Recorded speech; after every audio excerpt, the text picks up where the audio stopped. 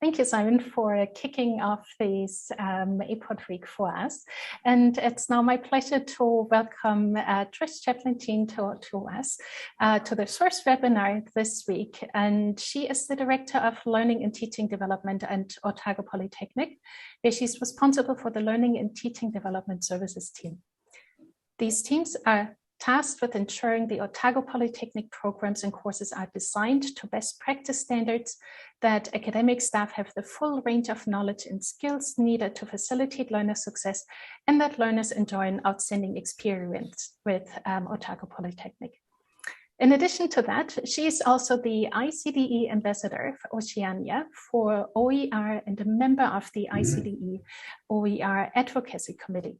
Trish joined Otago Polytechnic in 2015 as learning facilitator involved in the Designing for Learner Success Initiative. Her areas of particular interest are curriculum and assessment design. And today she's focusing on OER specifically. And so in roughly first 20 minutes, she'll give us a presentation for which you had seen an abstract on the APOD website. After that, we'll have a guided conversation where I'll be asking her some initial questions to get the discussion started. And then you all also have time to ask her questions. During the presentation, as well as during the guided conversation, you're very welcome to put questions into the chat. I'll do my best to then post them to Trish. And if that doesn't work during the guided conversation already, then we have the discussion where you are also welcome to use your microphone. Now over to you, Trish. Wonderful. Thank you, Christina, for a lovely, lovely warm welcome. And thank you for having me here today. I can see some of my colleagues from Otago Polytechnic, so that is wonderful. Now, as Christina very kindly said, that I do look after the Learning and Teaching Development team, but my area of expertise is sort of normally around building academic capability and teaching the teachers. So do forgive me if I manage to muck up the technology at times. So I will share my screen and just making sure that you can all see that. Yes, Trish, we can. Wonderful, fantastic. Okay, so ko Trish Chaplin-Cheyne, toko e koa, kia ora. Thank you very much for having me to share the work of the OER Advisory Committee. I will add just a wee disclaimer before we get started in the discussion, is that I'm actually really new to this role. So there will be some questions I will be able to answer and some that I might have to do a little bit more digging to come up with the answers at your request. So a little background. For those that are new to the OER movement, and for those that are well versed, just bear with me a moment. So in education, we love acronyms. We put everything into an acronym, and I know with Otago Polytech, as soon as anybody starts, we kind of give them these 3 pages double-sided of acronyms. So for those of you that are a little bit new, some of the acronyms that I'll be referring to in this presentation is OER, and that stands for Open Educational Resources. And these are teaching, learning and research materials that can be shared and provide educators with the ability to retain, remix, reuse, revise and redistribute them for free and in perpetuity. The ICDE is the International Council for Open and Distance Education, and we're the group that is responsible for establishing the OER Advocacy Committee. So sometimes you'll see this referred to as the OER AC. So all ambassadors have regional responsibilities, and I am the ambassador for Oceania. So we work alongside the UNESCO OER recommendations. This guides all the work that we do. So my aim today is to highlight the work that we do that supports equity and inclusion across all the educational sectors. So Christina, I can't see if there's any chat coming up, so just flag to me if there's anything. I will, yeah. So on this slide, you've got all the ambassadors that are currently in this 2-year time frame. So all members will be ambassadors for a limited term of 2 years, with this section being completed at the end of 2022. So you can see that we have regional distribution with representation from Africa, Asia, Europe, Oceania, North and South America. So this allows for advocacy to reach and to gain knowledge from members from across these differing regions, with a focus mainly on the ICDE priorities, which are capacity building, policy making and internationalization, plus the work of the ICDE in general. So the Advocacy Committee was first established during the 27th ICDE World Conference held in Toronto in 2017, and with the aim to increase global recognition of OERs and provide policy support for the uptake, use and reuse of OERs. So the term was renewed for 1 year in 2020, with a focus on the implementation of the UNESCO OER Recommendation, and then renewed again in 2021 for a period of 4 years. So this period of 4 years is broken into two-year periods.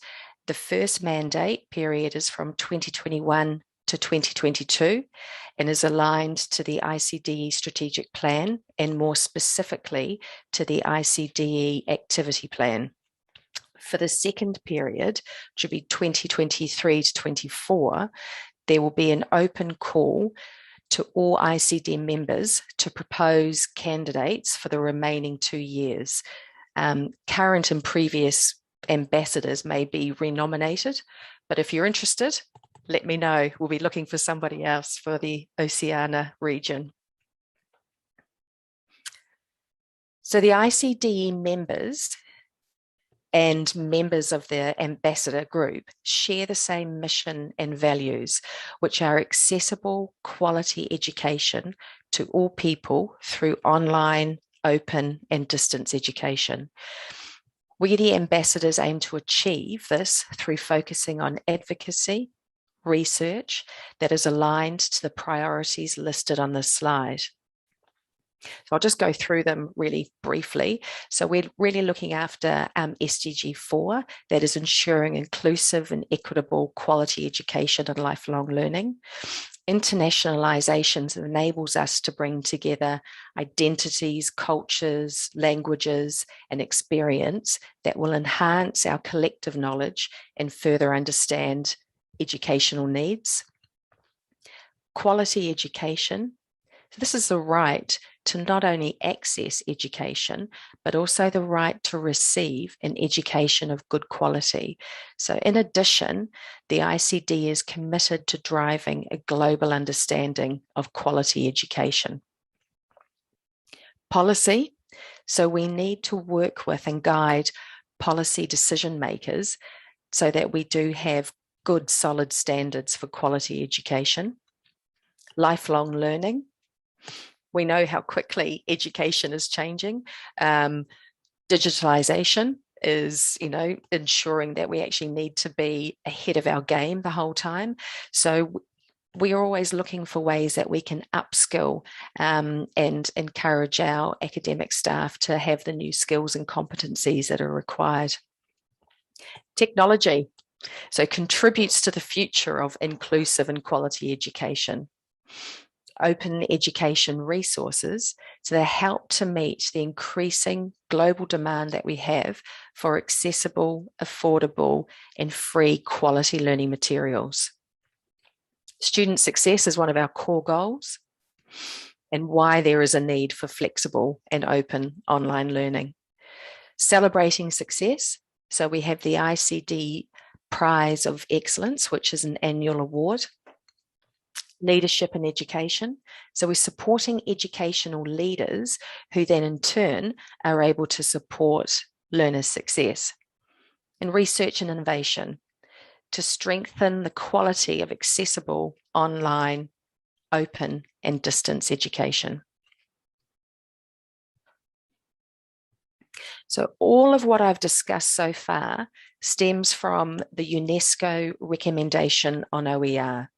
The recommendation was adopted in November 2019 at the UNESCO General Conference during its 40th session, and focuses to support the creation, use and adaptation of inclusive and quality OER, and facilitates international cooperation in the field. So there's 5 areas of action that fall out of the recommendation, which are identified on this slide.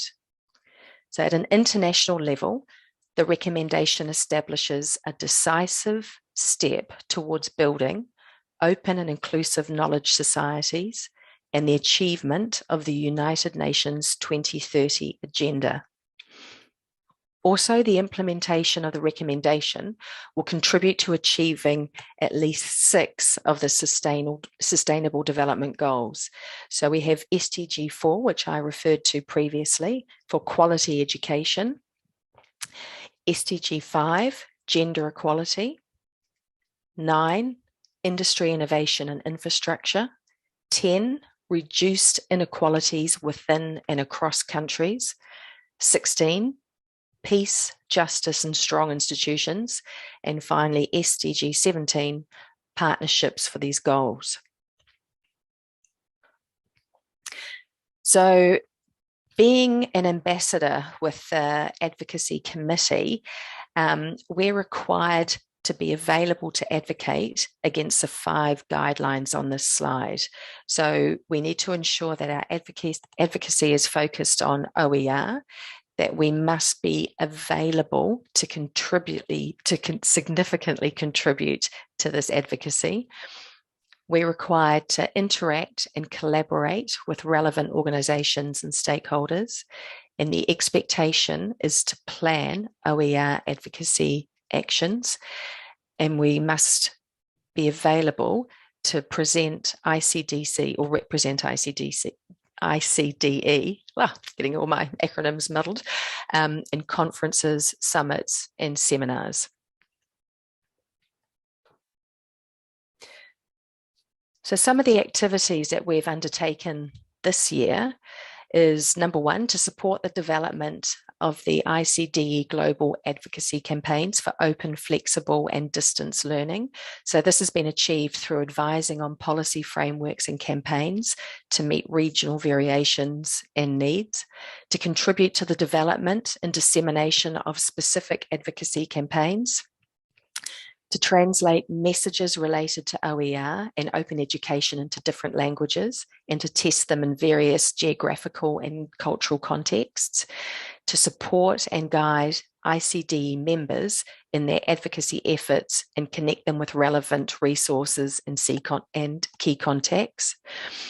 So last week saw the end of the ICDE Global Virtual Conference, and we were supporting through presenting sessions, being a part of the scientific committee for the conference, including peer review and selection of papers, submitting an article for a potential special issue of the Open Praxis for the ICDE conference, and acting as session chairs. So number 3, we support key ICDE projects related to OER, and this is such as the Francophone African Initiative and the Encore Plus project. So to do this, we've worked consulting as a reference group and participated in project activities and events upon invitation, and sharing communication material, project results and calls for action. So none of this that we can do on our own. And so we're always working in partnership, and they're just some of the partners that I've put on this slide that we work with.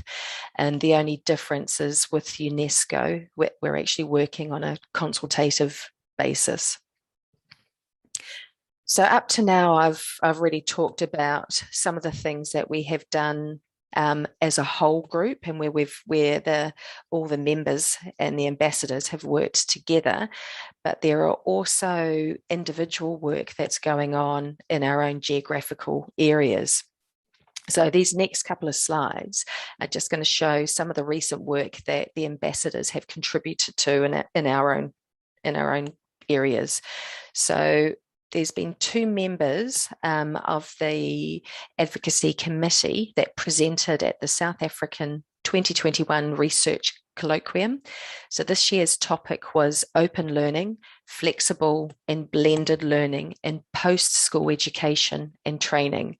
So the colloquium showcased new and emerging research in open learning nationally and internationally, and provided an opportunity for stakeholders to reflect on policy, strategy, practice, and how different teaching and learning methods can improve access and quality.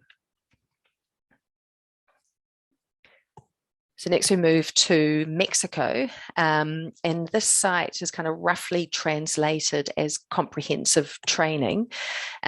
This is a web space that contributes to strengthen students' community values, attitudes, aptitudes, and abilities. So the aim is to achieve integration in the environment and the search for better living conditions.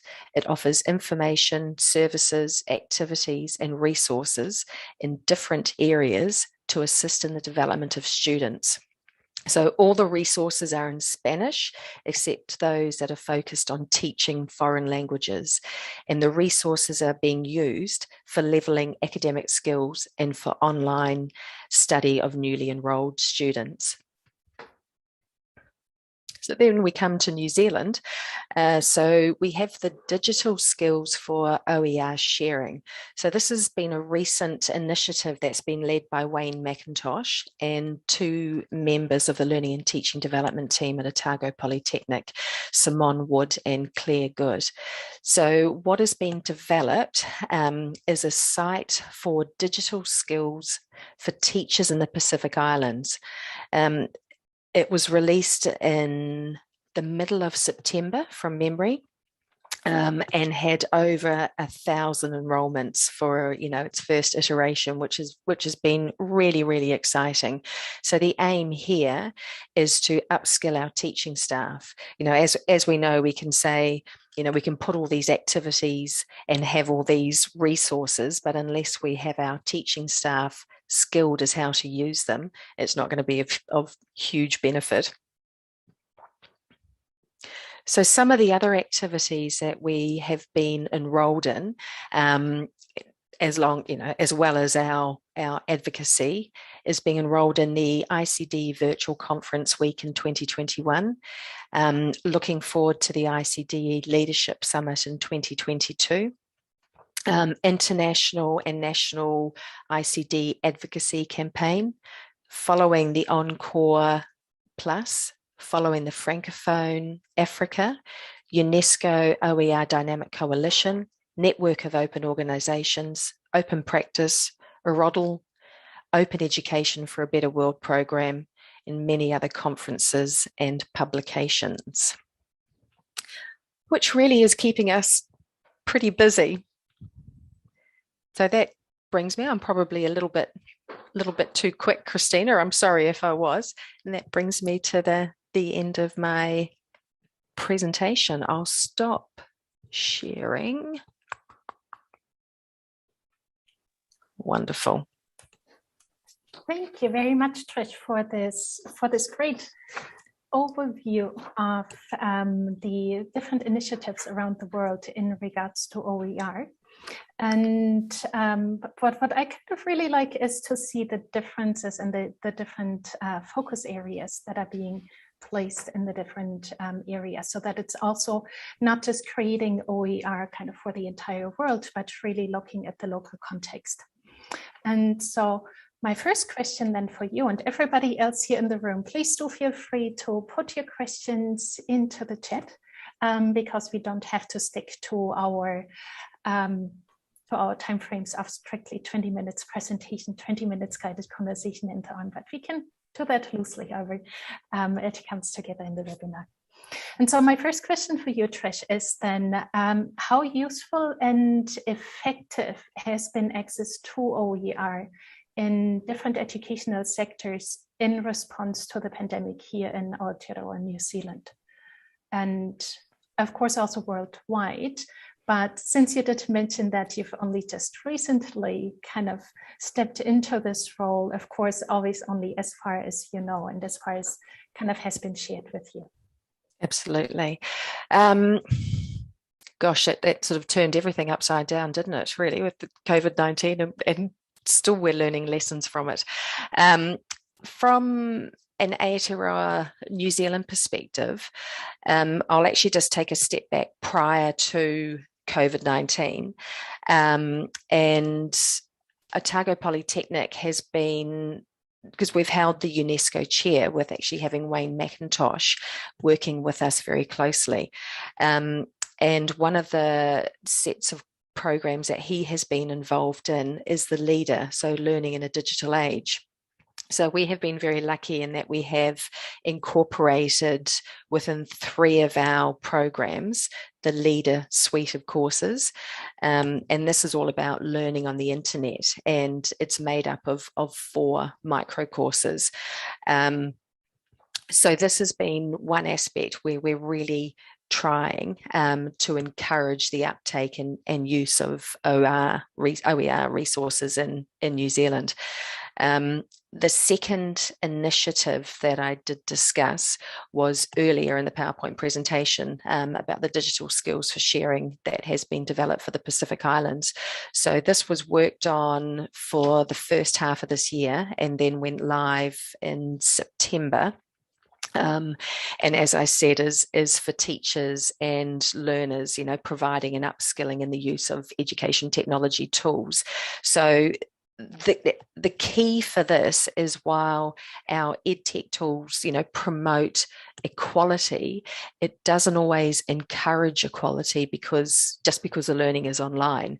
So we need our teachers to be able to understand how to use these tools, so that they are pedagogically sound, and how this use will support and enhance and alter learning for the good.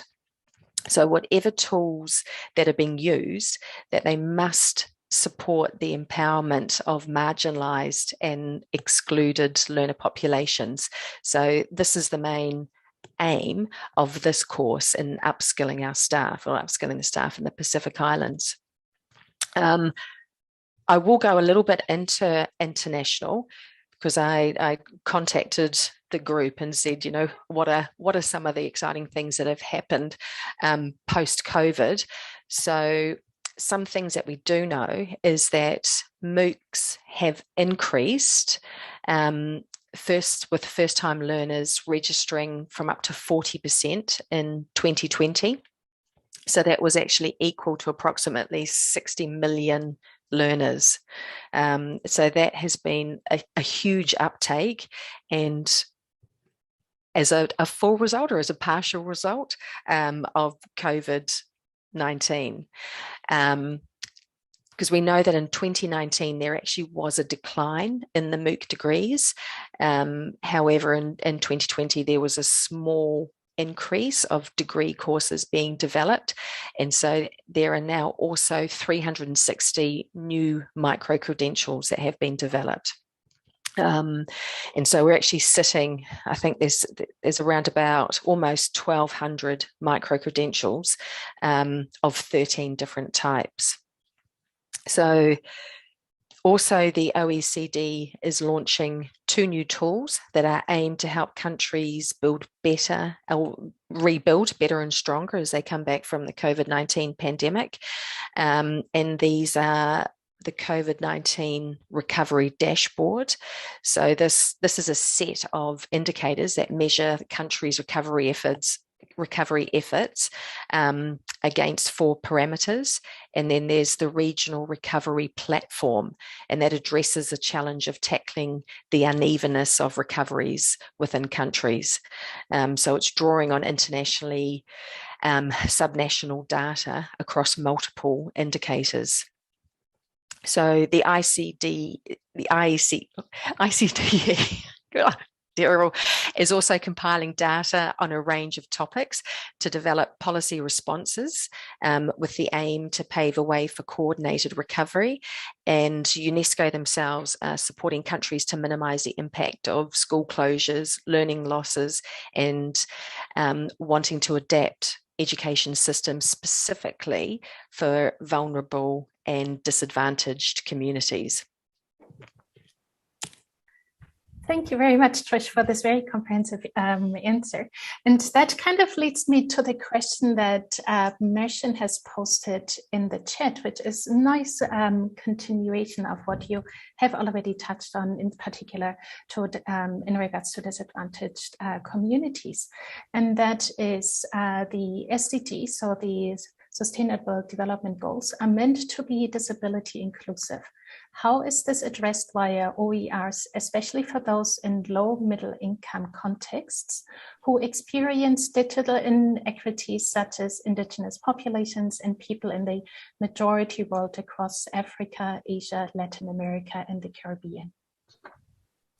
That's actually a very good question. And I think there's still a lot of work to be done in that area. As we encourage the use of OERs, we need to be really sure that that a lack of scrutiny on the resources, well, actually, I take that back, that there is not a lack of scrutiny on these resources, that we really need to make sure that any of the resources that are encouraged for use do not marginalise people or ignore viewpoints from marginalised people. We need to make sure that there is a wide range of resources and not from a typical or a certain stereotype. We're not wanting everything and do not condone everything that is coming from, an Oxford-Cambridge model. We're really wanting to encourage Indigenous authors and a wide range of resource materials. We want resource materials that are in all languages, not just English. And in that way, we're hoping that we can actually broaden and get greater uplift.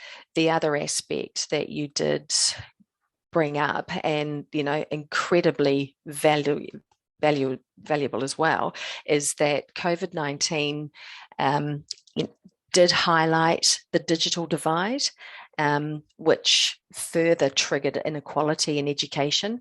So, this is due to an access in electricity, internet infrastructure, data and devices. So, and then also further to that, where there is access, there can be further inequalities in bandwidth distribution, data price, internet speed, which are further shaped by socioeconomic factors of gender, age, employment, educational background, neighbourhood, and household income. So a big question. I hope that I've answered some of it at least, but what we really need to do is to be ensuring that we are prioritising free software, we're prioritising open formats, and we're prioritising that we actually do have a range of resources that meet the needs of all our potential learners. Thank you, Trish. For that, because of course it's quite a huge area, kind of how we can ensure that everything is inclusive.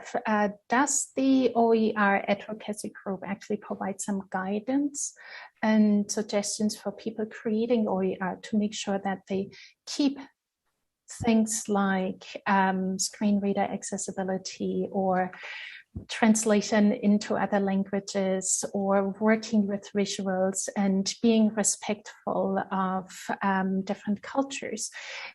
Are there any tools available or guidance that help people creating those OER to actually be reminded about that or actually take note of it, things that they might not have thought of before? So the requirement of the advocacy group is to be involved in policy and is to be involved as a support, as a reference group. So recently, we've been working with the Francophone Africa project, which is actually one of the leader courses that I talked about earlier, has been put into French, because we have found that a lot of the materials are predominantly in the English language. And so, we have worked as part of a team to review and support the Francophone project, with actual saying, use this tool over that tool. No, it's really looking at what is best for the use, for the people that are involved, and actually, coming up with a solution together. And then I'm just waiting for Bex to get back to me whether they have a microphone and can ask their question then during the discussion session, because I think that would be really good to talk about some Indigenous components in regards to OER. So in the meantime, has access to or the use of OER decreased or increased issues of inequality in education? Trish, do you have any insight into that? I probably did kind of touch on that a little moment ago, but there was a collective case study that was undertaken in 2020, which was titled "The Global Outlook to the Interruption of Education Due to COVID-19 Pandemic, Navigating in a Time of Uncertainty and Crisis." So this case study actually found that COVID-19 highlighted the digital divide, which triggered that inequality in education, that really there is no single solution. And so, hence the need for alternative options for differing learners, people, cohorts, the need to prioritize free software, which I did mention earlier, and to create one of the key things that has been or has come to light since the COVID-19 and with us all moving as we did really to emergency remote teaching, where we were sort of thinking about putting what have I done face to face and how am I going to get this online. And the next step now is to thinking about, the pedagogy and behind some of these tools that we've been using. And so, it's really providing opportunities for our teachers to upskill. So we're looking at creating an open education resources bank that will provide information, when is needed, as and when is needed for people to upskill. I think, did I answer that question? Yes, thank you. Of course, being here in Aotearoa and you being the ambassador for Oceania, the question, but also having at least one participant here from Australia, the question for me is, where do you see something that is specific to our region of how OER might either be used differently or our Indigenous context here in the country and maybe also the one in Australia. Where do you see that responses to OER or working with OER might be different compared to some other countries or the global OER initiative?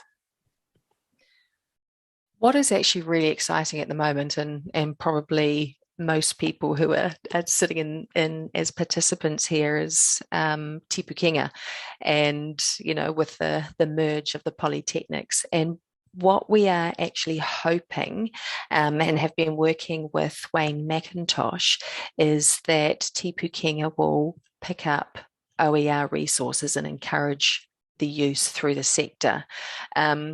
If that happens, that would be the first time that we have, a national uptake of OER resources. So that's one thing that we've been working on really closely. And at this point in time, it's probably too early, as we know with the operating model has just come out and it's very high level.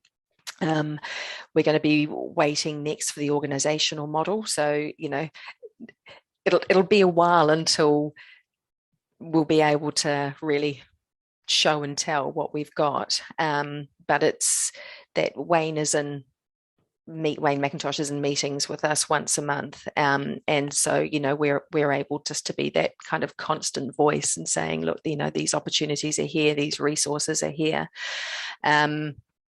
So that's one key win that we're really hoping that we'll be able to get across the line eventually.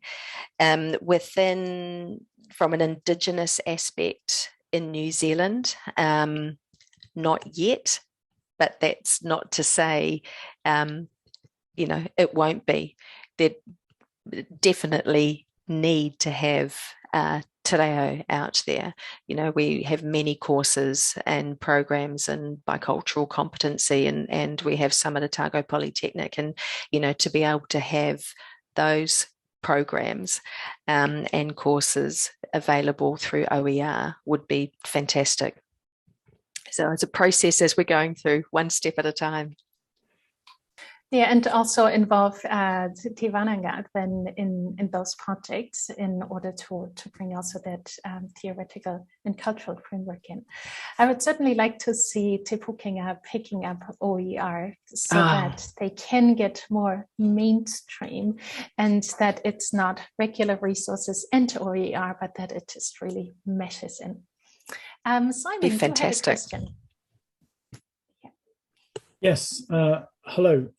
Thanks for that, Trish. You talked a little bit about this sort of database or data bank of OER resources.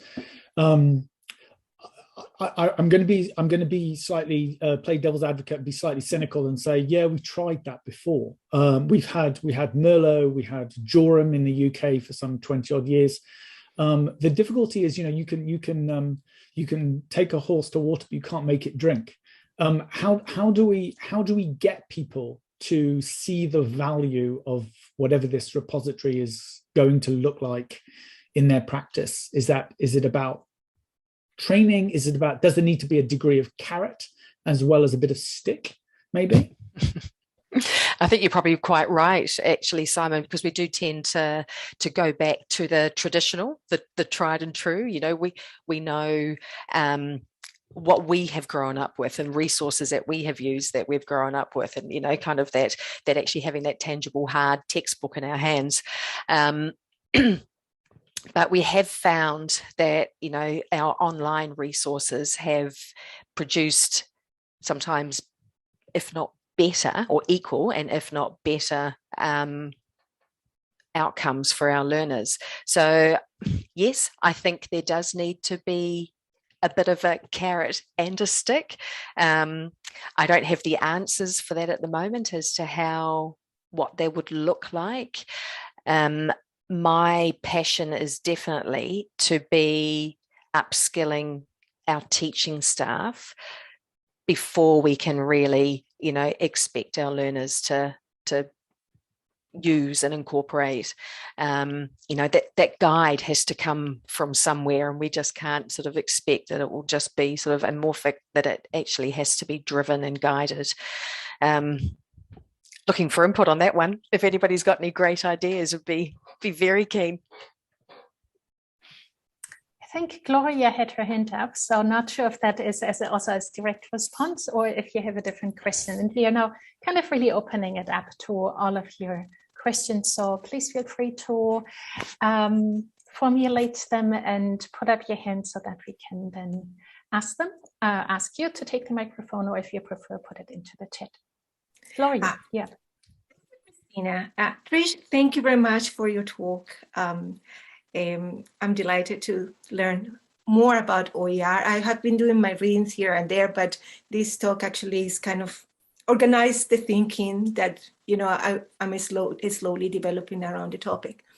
I am a designer of educational technology, and I have been doing this for more than 25 years since I was a student of graphic design. And my area is graphic design and interaction design. And I have been designing educational technology for all that length since I was a student until today. And when you talk about free software, like I have actually been part of the development of free software. But I think there is a lot of free software that is not very well designed, that is not inclusive. Also, there are people who develop free software and then after a while they run out of money and they cannot continue supporting the free software.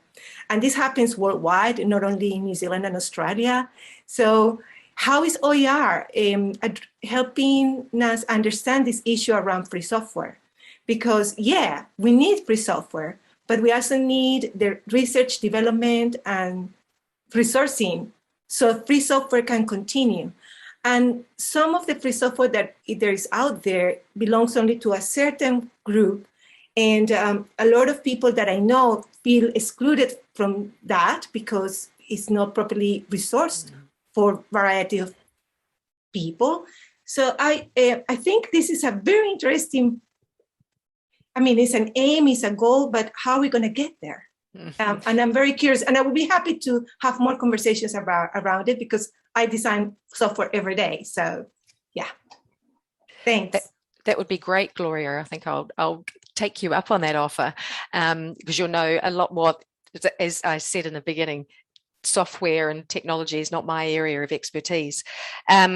A lot of this has been through trial and error. As you would know yourself, you know, wiki pages were used initially and then found that, you know, there were issues with the use of those, and so then have moved on to other open software.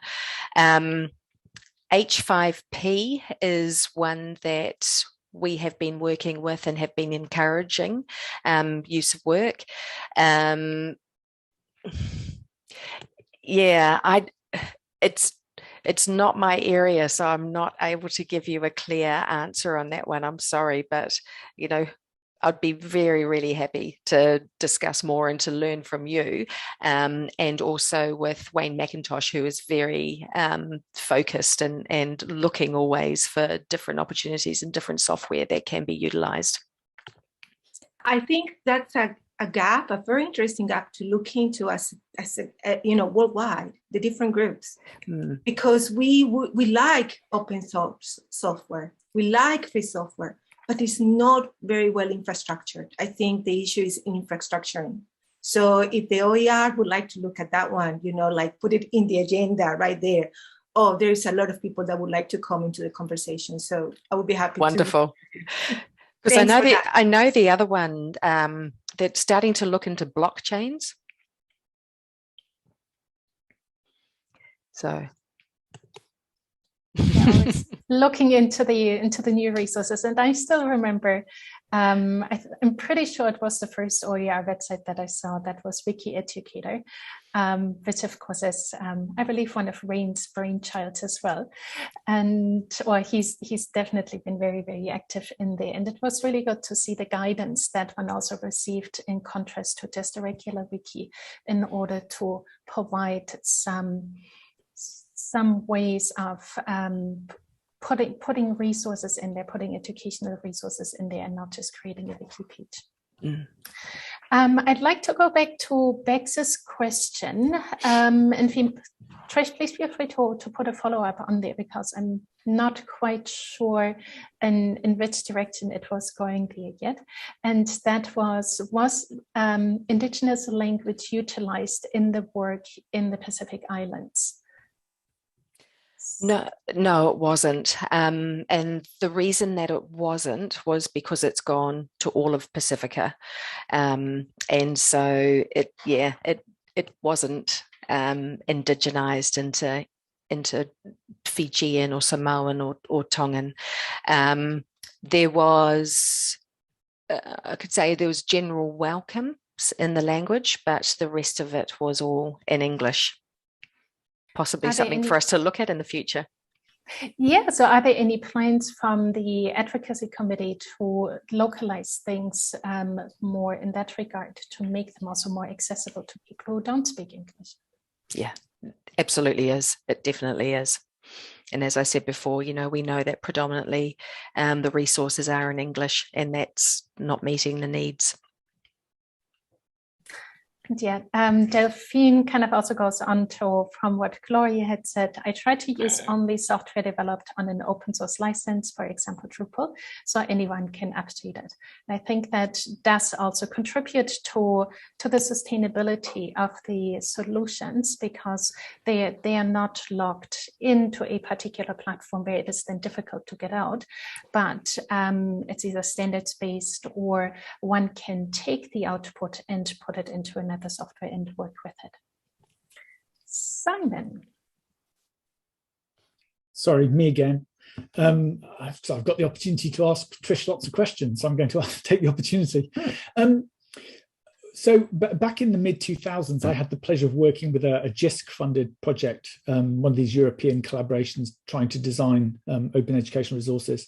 And I think my conclusion, I sort of build on what Gloria was saying about the need to have software and have sustainability and infrastructure. For my 2 pennies worth, I think one of the difficulties with OER is people only ever want to deliver a finished product. They're happy to share something once it's finished, but they're not happy to share all of the workings that went into developing it. And yet, in reality, of course, you almost always want to take any OER, you almost always want to peel something back and replace it, or recontextualize it, or change labels. Or so I think part of it is that kind of the academic mindset, which is we like to share our finished stuff.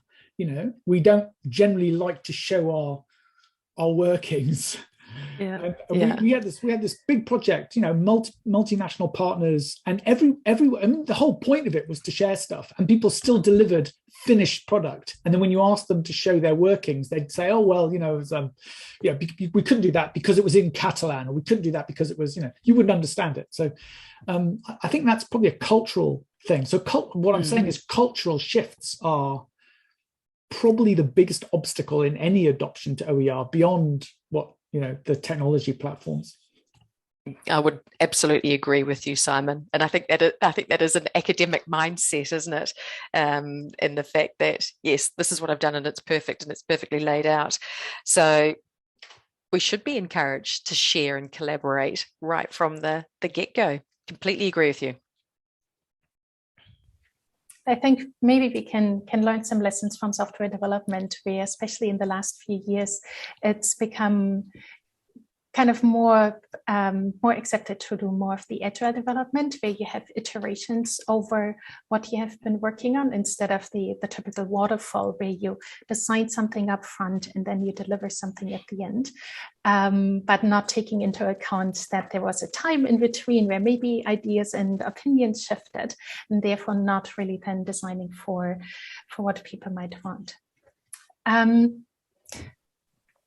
We have 5 minutes until the end of our session, so I'm not seeing any other question in the chat so far. So I'm going to ask one very practical one, hopefully, Trish.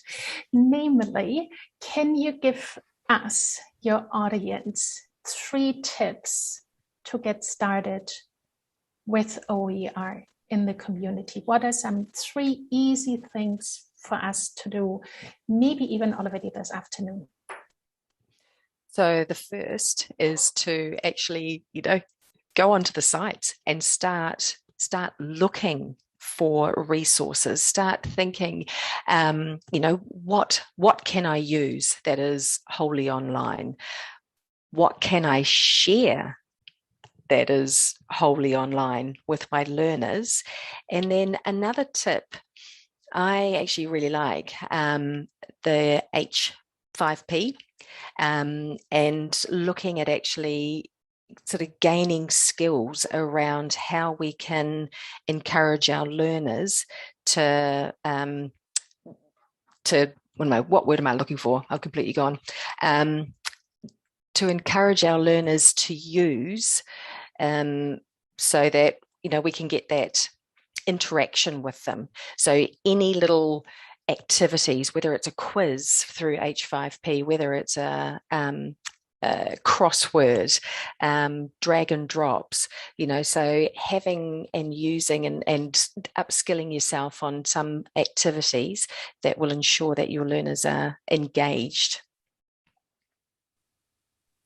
Thank you very much, Trish. And these are some really lovely things, because like with anything else, it's not, we don't need to start with the let's create something ourselves, but actually even just consuming things, finding things, and starting with something that is already there and then build on top of it, so that we are even maybe using an existing OER and translating that into our native language or into a language that we are learning, doing that maybe also with somebody else, and therefore working with the existing resources, but then also graduating to things where we publish our own work.